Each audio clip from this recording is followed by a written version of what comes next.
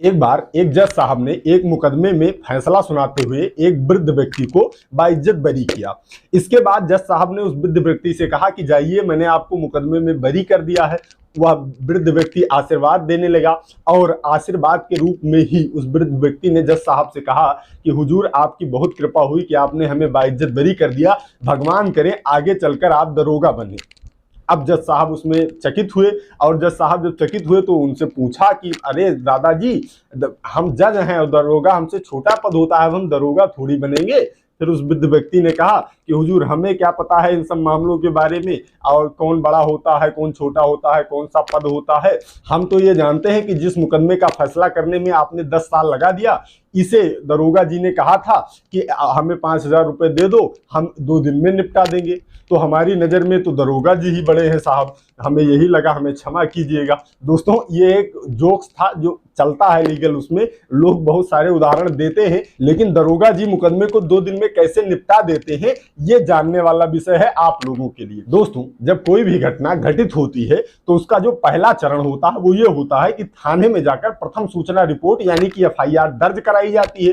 FIR दर्ज होने के बाद पुलिस विवेचना शुरू होती है, यानी कि किसी एक पुलिस अधिकारी को उसकी विवेचना दी जाती है कि आप इसका जांच कीजिए। अब जांच करने के बाद में वो पुलिस अधिकारी या तो न्यायालय में चार्जशीट प्रस्तुत करता है। अगर न्यायालय में चार्जशीट प्रस्तुत करेगा तो न्यायालय में आपके खिलाफ मुकदमा चलेगा। लेकिन दूसरी व्यवस्था जो है वह है एफआईआर की। अगर आपने कोर्ट कचहरी की है तो एफआईआर के बारे में जरूर सुना ही होगा। अगर दरोगा जी या पुलिस अधिकारी कोई भी किसी भी मामले की जांच करते समय उसमें एफआईआर प्रस्तुत कर देता है तो यहां न्यायालय में विचारण की कार्रवाई नहीं चलती है, वहीं से वो व्यक्ति बाइज्जत बरी हो जाता है, यानी कि उसे क्लीन चिट भी मिल जाती है। जो क्लीन चिट एक शब्द होता है वो इसी अंतर्गत, इसी एफआईआर के अंतर्गत आता है। तो दोस्तों, आइए आज के इस वीडियो में हम एफआईआर के बारे में समझते हैं और साथ ही ये भी समझते हैं कि अगर गलत तरीके से पुलिस एफआईआर लगा देती है तो उसकी रिमेडी क्या होने वाली है।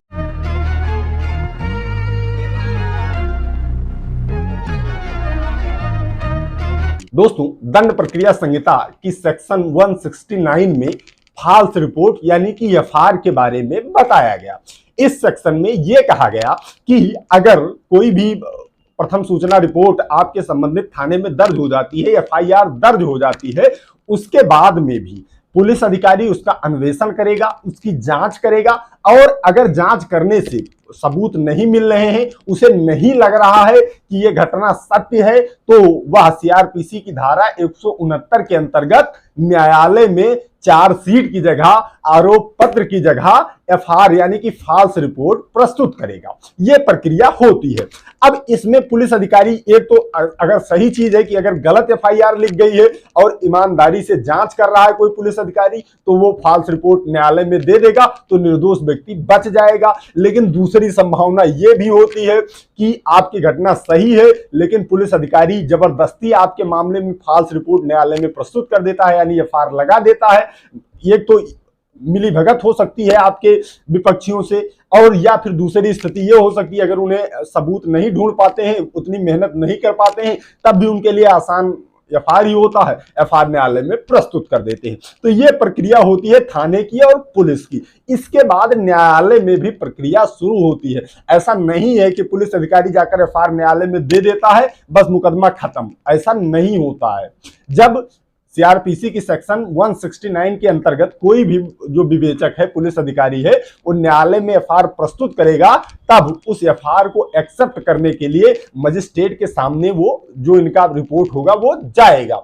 अब जब संबंधित मजिस्ट्रेट के सामने वो रिपोर्ट जाएगी तब प्रक्रिया क्या होती है, संबंधित मजिस्ट्रेट जो व्यक्ति कंप्लेनेंट होता है यानी कि जिसने की शिकायत की हुई है उसको समन जारी करता है। यही बात आती है जब उनको समन जारी होता है कि आपके मामले में एफआईआर आ गया है, यानी कि फॉल्स रिपोर्ट सबमिट कर दी है पुलिस ने, आपका क्या कहना है इस विषय पर, क्या पुलिस ने सही किया है या आपको इसके खिलाफ जाना है। अब जब आपको समन मिलेगा तो आप संबंधित मजिस्ट्रेट के यहाँ पेश होंगे।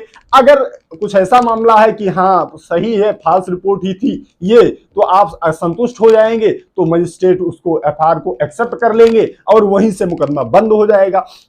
लेकिन अगर पुलिस ने गलत तरीके से एफआईआर न्यायालय में प्रस्तुत कर दिया है तब आप तो भाई बैठेंगे नहीं, तब वहां आपके लिए विकल्प है उस एफआईआर के खिलाफ प्रोटेस्ट करने का। आप क्या करेंगे, एक प्रोटेस्ट आपका जो प्रार्थना पत्र है वो तैयार करेंगे। इसके बाद मजिस्ट्रेट से निवेदन करेंगे कि साहब ये जो पुलिस रिपोर्ट लगा के लेके आई है ये पूरी तरह से गलत है, घटना एकदम सही हुई थी और इसमें पुलिस की मिली भगत से एफआईआर आ गया है या पुलिस ने अपनी जान छुड़ाने के लिए इस मामले में एफआईआर दे दिया है। मजिस्ट्रेट आपके उस प्रार्थना पत्र पर सुनवाई करेगा और अगर उन्हें प्रतीत होता है तो या तो वो रीविवेचना का आदेश दे सकते हैं, यानी कि री इन्वेस्टिगेशन का आदेश दे सकते हैं कि अब ये किसी दूसरे पुलिस अधिकारी से इसकी जांच की जाए और वो निष्पक्ष रूप से जांच करें, या फिर वो स्वयं संज्ञान ले सकते हैं, जैसे परिवार में होता है वो स्वयं संज्ञान ले लें उस मामले का और आपको कह दें कि आप 2 गवाह लेके आइए, अपना बयान कीजिए, 2 गवाहों का बयान कीजिए और मजिस्ट्रेट स्वयं संज्ञान ले ले। ये स्थिति भी होती है।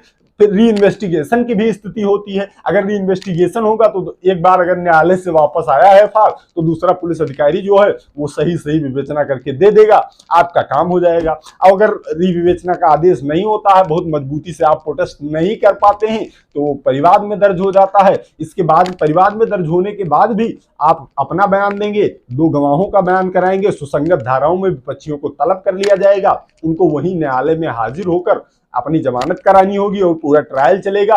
जिस भी धारा में मुकदमा लिखा गया है अगर उसी में तलबी होती है तो उनको सजा भी उतनी होने वाली है, उसमें कोई अंतर नहीं रह जाता है। लेकिन अगर रीविवेचना का आदेश होता है तो दूसरा पुलिस अधिकारी उसकी विवेचना करेगा।